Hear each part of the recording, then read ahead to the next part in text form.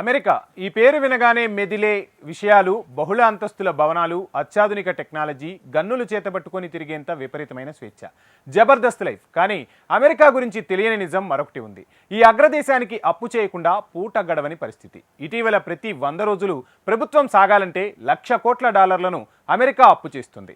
అన్ని అప్పులు చేస్తున్నా ఎందుకు దివాళా తీయలేదంటే సక్రమంగా రుణాలను చెల్లిస్తుంది. అయితే ఈ అప్పులు అగ్నిపర్వతం లాంటివని, ఎప్పుడో ఒకప్పుడు పేలుతాయని అంతర్జాతీయ ద్రవ్యనిధి సంస్థ IMF ప్రమాద గంటికలు మోగిస్తుంది. అయితే అమెరికా ఎందుకు అన్ని రుణాలను చేస్తుంది? అన్ని అప్పులు చేస్తున్నా ఇన్నాళ్ళు IMF ఎందుకు మౌనంగా ఉంది? GDP కంటే ఎక్కువ రుణాలు చేసినా ఎందుకు అమెరికా దివాళా తీయలేదు? Watch the story. రుణాల అగ్నిపర్వతంపై అమెరికా కూర్చుందా? అమెరికా రుణాలు ఏటా ఎందుకు పెరుగుతున్నాయి? ప్రపంచానికి పెద్దన్న అమెరికా. గ్లోబల్ రిజర్వ్ కరెన్సీగా అమెరికా డాలర్ చెలామణి అవుతోంది. దీన్ని అలుసుగా తీసుకుని ప్రపంచ దేశాలను శాసిస్తోంది. కానీ ఇప్పుడు ఆ పెద్దన్న దేశం పేదన్న దేశంగా మారబోతోంది. ప్రస్తుతం ఐరోపా, పశ్చిమాసియా ఉద్రిక్తతల నేపథ్యంలో బిగ్ బ్రదర్స్ అప్పుల కుప్పపై మీడియా పెద్దగా దృష్టి సారించటం లేదు. అమెరికా ఆర్థిక వ్యవస్థ సంక్షోభం అంచునకు చేరుతోంది. ఇప్పుడు అగ్రదేశం అప్పులనే పర్వతంపై కూర్చుని ఉంది. ఇది విస్ఫోటనం చెందితే పరిణామాలు అత్యంత వినాశకరంగా ఉంటాయి. ప్రపంచంలోనే అత్యధికంగా అప్పులు చేసిన దేశాల్లో అమెరికా టాప్లో ఉంది. ప్రస్తుతం మొత్తం అమెరికాకు 35 లక్షల కోట్ల డాలర్ల రుణాలున్నాయి. మన కరెన్సీలో చెప్పాలంటే 2,923 లక్షల కోట్ల రూపాయలన్నమాట. ప్రపంచ అతిపెద్ద ఆర్థిక వ్యవస్థల్లో భారత్ 5వ స్థానంలో నిలిచింది. భారత్ మొత్తం సంపద 3,40,00,000 కోట్ల డాలర్లు. అంటే మన జీడీపీతో పోలిస్తే సుమారు 31 రెట్ల కంటే ఎక్కువగా అమెరికా అప్పులే ఉన్నాయన్నమాట. నిజానికి అమెరికా జీడీపీ 28 లక్షల కోట్ల డాలర్లు. కానీ ఆ దేశ రుణాలు మాత్రం జీడీపీని మించిపోయాయి. అంటే అమెరికా జీడీపీతో పోలిస్తే ఆ దేశ రుణాలు 123% ఎక్కువగా ఉన్నాయి. సింపుల్గా చెప్పాలంటే US ప్రభుత్వం శక్తికి మించి రుణాలను తీసుకుంటోంది. ప్రభుత్వం వద్ద నగదు అయిపోయినప్పుడల్లా వాషింగ్టన్ రుణాలకే మొగ్గు చూపుతోంది. పెద్ద ఎత్తున రుణాలు తీసుకుని మరిన్ని బాండ్లను జారీ చేస్తోంది. అమెరికా తన వ్యయాన్ని అదుపు చేయటంలో విఫలమవుతోంది. ఆ దేశ ఆర్థిక వ్యవస్థకు ఇది అత్యంత ప్రమాదకరమైన పరిణామం. తాజాగా అమెరికా అప్పులపై అంతర్జాతీయ ద్రవ్యనిధి సంస్థ IMF ప్రమాద ఘంటికలను మోగించింది. ప్రభుత్వం రుణాల దిశలో వెళ్తుండటంతో US ఆర్థిక లోటు పెరుగుతోందని IMF ఆందోళన వ్యక్తం చేసింది. అప్పులు తీర్చలేని స్థాయికి చేరుకుంటాయని టాప్ ఫైనాన్షియల్ సంస్థ హెచ్చరించింది. ప్రతిసారి వడ్డీ రేట్లను పెంచడంలో ఇతర ప్రపంచంపై డాలర్ ప్రభావం కఠినమైన పరిస్థితులను సృష్టిస్తుందని అంచనా వేసింది. కొంచెం సరళంగా చెప్పుకోవాలంటే పరిమితులు లేకుండా రుణాలు తీసుకుంటే దేశం దివాలా తీస్తుందని అమెరికాను IMF హెచ్చరిస్తోంది. అమెరికా ఆర్థిక వ్యవస్థ పతనమైతే అది ప్రపంచం మొత్తాన్ని ప్రభావితం చేస్తుంది. అమెరికా రుణాల కారణంగా ప్రపంచవ్యాప్తంగా వడ్డీ రేట్లు పెరుగుతున్నాయి. ఇది రుణాల ఖర్చును కూడా పెంచుతోంది. అంటే అమెరికా రుణాలను తగ్గించుకోవడానికి మార్గాలను అన్వేషించాల్సి ఉంది. ఎందుకంటే ఇది అంతర్జాతీయ ఆర్థిక స్థిరత్వానికి పెను ప్రమాదం కలిగిస్తుందని IMF హెచ్చరిస్తోంది. ఇక్కడే మనకు IMF సందేహాలను కలిగిస్తోంది. ఇప్పుడే ఎందుకు అమెరికా రుణాలపై IMF ఆందోళన వ్యక్తం చేస్తోంది? జీడీపీలో సగానికి అప్పులు పెరిగిపోయినా ఆందోళన వ్యక్తం చేసే IMF ఎందుకు మౌనంగా ఉంది? అంటే అంతకు ముందు అమెరికా రుణాలను IMF సురక్షితంగా పరిగణించింది. వాస్తవానికి అమెరికా తన రుణాలను క్రమం తప్పకుండా చెల్లిస్తోంది. అంటే రుణాలను చెల్లించకుండా చేతులెత్తేసిన సందర్భాలు లేవు. పైగా ప్రపంచంలోనే అత్యంత శక్తివంతమైన కరెన్సీ అమెరికాది. ప్రపంచ రిజర్వ్ కరెన్సీ కూడా ఇదే. అందుకే గతంలో US రుణాలపై IMF ఆందోళనలు వ్యక్తం చేయలేదు. కానీ ప్రస్తుతం US రుణాలు ప్రమాదకరంగా కనిపిస్తున్నాయి. అందుకు కారణాలు కూడా ఉన్నాయి. US రుణాల గణాంకాలను చూస్తే IMF ఎందుకు టెన్షన్ పడుతుందో ఇట్టే అర్థమవుతోంది. ప్రతి 100 రోజులకు అమెరికా $1,00,000 కోట్ల రుణాలను తీసుకుంటోంది. అంటే ప్రతి 3 నెలలకు అమెరికా రుణంలో $1,00,000 కోట్లు పెరుగుతుందన్నమాట. ఇంకా సింపుల్గా చెప్పాలంటే ఇప్పుడు అమెరికా వడ్డీ చెల్లింపులు ఆ దేశ రక్షణ బడ్జెట్ కంటే ఎక్కువగా అయ్యాయి.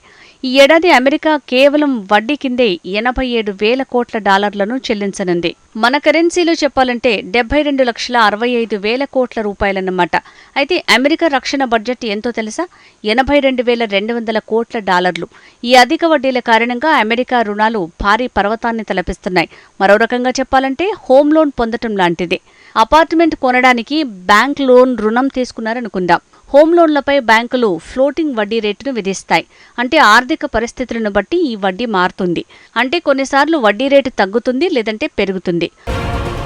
హోమ్ లోన్ను కొన్నేళ్ల పాటు IMFల రూపంలో చెల్లించిన తర్వాత లోన్ ఖాతాను పరిశీలిస్తే మీరు షాక్ అవుతారు. ఎందుకంటే మీ హోమ్ లోన్ పూర్తిగా అయిపోలేదని అర్థమవుతుంది. ఈఎంఐలను సకాలంలో చెల్లించినా అలా జరగడానికి కారణం ఫ్లోటింగ్ వడ్డీని. కొన్నేళ్లుగా రుణాన్ని చెల్లిస్తున్నా ఆ రుణభారం మాత్రం తగ్గదు. ఎందుకంటే బ్యాంకులు వడ్డీని రికవరీ చేస్తాయి. దీన్నే సంప్రదాయ అప్పుల ట్రాప్గా చెప్పుకోవచ్చు. పెద్ద మొత్తంలో రుణం తీసుకుంటే ఆదాయం ఎంతమాత్రం పెరగదు. ఇప్పుడు అమెరికా ప్రభుత్వం కూడా అదే పరిస్థితిలో ఉంది. తాజా పరిణామాలపై టాప్ అమెరికన్ బ్యాంకర్లు తీవ్ర ఆందోళనకు గురవుతున్నారు. JP Morgan Chase CEO Jamie Dimon, bank of America CEO Brian, BlackRock CEO Larry Fink వంటి బ్యాంకర్లు పెరుగుతున్న అమెరికా రుణాలపై ఆందోళన చెందుతున్నారు. US federal reserve chairman Jerome Powell సైతం అమెరికా రుణాలపై ఆందోళన వ్యక్తం చేశారు. ఈ ఏడాది ప్రారంభంలోనే రుణాలపై ఆయన హెచ్చరించారు. ఇప్పటికైనా పాలకులు ఖర్చులను తగ్గించుకోవాలని సూచించారు. సమాఖ్య ప్రభుత్వాన్ని స్థిరమైన ఆర్థిక మార్గంలోకి నడిపించాల్సిన అవసరం ఉందన్నారు. నిజానికి ఆయన సలహా అర్థమైంది. కానీ వాషింగ్టన్ మాత్రం అప్పుల మార్గాన్ని వీడలేకపోయింది. ఏటా డెమోక్రాట్లు, రిపబ్లికన్లు ఈ రుణాల పరిమితిపై ఘర్షణకు దిగుతున్నారు. నిజానికి అమెరికా ప్రభుత్వానికి ఎంత రుణాలు తీసుకోవాలన్నది పరిమితి ఉంటుంది. రుణ సీలింగ్ అంటారు. ఏటా దీన్ని US ప్రభుత్వం రుణ పరిమితిని పెంచుతూ పోతోంది. రెండు పార్టీల నాయకులు ఘర్షణకు దిగి చివరికి కొన్ని రౌండ్ల చర్చల తర్వాత రుణ పరిమితిని పెంచుతారు. అమెరికన్ రాజకీయ నాయకులకు ఒకే వ్యూహం ఉంది. అదేంటంటే అప్పులు చేసే ప్రభుత్వాన్ని నడుపుతారు. ఇతర దేశాలైన Japan, China, UK, Belgium, Luxembourg నుంచి అమెరికా ఎక్కువగా రుణాలను తీసుకుంది. ఇక్కడ అన్నింటికంటే అతిపెద్ద ప్రశ్న ఏంటంటే అమెరికా అప్పులు ఎందుకు పెరుగుతున్నాయి అనేది. అమెరికా ఆదాయానికి, ఖర్చు చేసే నిధులకు మధ్య సమతుల్యత లేకపోవడమే కారణం. మరింత సింపుల్గా చెప్పాలంటే అమెరికన్ ప్రభుత్వానికి వస్తున్న ఆదాయం కంటే ఖర్చులే అధికంగా ఉన్నాయి. అందుకు అనేక కారణాలున్నాయి. మొదటిది జనాభా సమస్య. అమెరికా జనాభా ఇటీవల గణనీయమైన మార్పులకు గురవుతోంది. అగ్రదేశంలో పదవీ విరమణలు పెరుగుతుండటంతో సమాజం వృద్ధాప్యం దిశగా వెళ్తోంది. 2029 వరకు నిత్యం 10,000 మందికి పైగా అమెరికన్లు 65 ఏళ్లకు చేరుకుంటున్నారట. వారి పదవీ విరమణల తర్వాత దీర్ఘకాలికంగా వారికి పెన్షన్ చెల్లించాల్సి ఉంటుంది. ఇది ఫెడరల్ బడ్జెట్పై తీవ్ర ప్రభావం చూపుతోంది. సామాజిక భద్రతగా భావించే మెడికేర్, మెడిక్ ఎయిడ్ వంటి వాటికి అమెరికా ఎక్కువ చెల్లించాల్సి వస్తోంది. మరోవైపు అమెరికాలో ఆరోగ్య సంరక్షణ వ్యయం భారీగా పెరుగుతోంది. ఇప్పుడు ఇది అమెరికా ఆర్థిక వ్యవస్థకు ప్రధాన సమస్యగా మారింది. ఆ దేశ బడ్జెట్ 5వ వంతు ఈ హెల్త్ కేర్కే వాషింగ్టన్ కేటాయిస్తోంది. అంతేకాకుండా బడ్జెట్లో ఏటా పెరుగుతున్న వ్యయం కూడా హెల్త్ కేర్దే కావటం గమనార్హం. దీంతో అమెరికా వాటి చెల్లింపులకు అష్టకష్టాలు పడుతోంది. అభివృద్ధి చెందిన ఇతర దేశాలతో పోలిస్తే అగ్రదేశ ఆరోగ్య సంరక్షణ వ్యయం రెండింతలు ఎక్కువగా ఉంది. అంతేకాదు వచ్చే దశాబ్దంలో ఈ వ్యయం అమెరికా బడ్జెట్లో 68% చేరుకోనున్నట్టు నిపుణులు చెబుతున్నారు. ఆరోగ్య సంరక్షణే కాదు ఇతర కేటగిరీల్లోనూ 2030 నాటికి ఖర్చులు మరింతగా పెరుగుతాయని అంచనా వేస్తున్నారు. అమెరికాలో అందించే సేవలకు ప్రజలు ఏమాత్రం డబ్బు చెల్లించరు. ఈ కారణంగానే హెల్త్ కేర్ రంగం కోసం గణనీయమైన రుణాలను చేయాల్సి వస్తోంది.